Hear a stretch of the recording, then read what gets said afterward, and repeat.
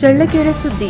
ಗ್ರಾಮೀಣ ಮಕ್ಕಳಲ್ಲಿ ಅಪಾರ ಬುದ್ಧಿವಂತಿಕೆ ಇದ್ದು ಸೂಕ್ತ ಬೆಂಬಲ ದೊರೆತರೆ ಜಾಗತಿಕ ಮಟ್ಟದಲ್ಲಿ ಸಾಧನೆ ಮಾಡಬಲ್ಲರು ಎಂದು ಮಾಜಿ ಮುಖ್ಯಮಂತ್ರಿ ಬಿಎಸ್ ಯಡಿಯೂರಪ್ಪ ಹೇಳಿದರು.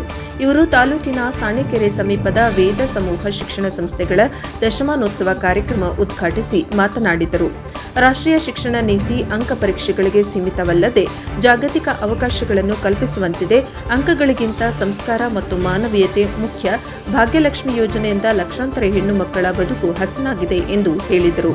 ಕಾರ್ಯಕ್ರಮದಲ್ಲಿ ಬಿಜೆಪಿ ಜಿಲ್ಲಾಧ್ಯಕ್ಷ ಕೆಟಿ ಕುಮಾರಸ್ವಾಮಿ ಸೇರಿದಂತೆ ಗಣ್ಯರು, ಶಿಕ್ಷಕರು, ವಿದ್ಯಾರ್ಥಿಗಳು ಭಾಗವಹಿಸಿದ್ದರು.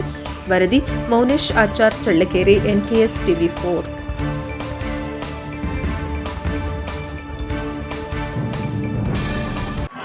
ಇನ್ನೂ ಹೆಚ್ಚು ಕೆಲಸ ಮಾಡುವಂತ ಶಕ್ತಿ ಅವರಿಗೆ ಕುಟುಂಬದವರಿಗೆ ಸಿಗಲಿ ಅಂತ ದೇವರಲ್ಲಿ ಪ್ರಾರ್ಥನೆ ಮಾಡ್ತೇನೆ. ನಾನು ಸಹ ಶಿಕ್ಷಣ ಸಂಸ್ಥೆಗಳನ್ನು ಕಟ್ಟೋದ್ರ ಬಗ್ಗೆ ವಿಶೇಷವಾದ ಆಸಕ್ತಿ ಇರುವಂತವನು. ಶಿವಮೊಗ್ಗ ಶಿಕಾರಿಪುರ ತಾಲೂಕಲ್ಲಿ ಸುಮಾರು 15,000ಕ್ಕೂ ಹೆಚ್ಚು ಜನ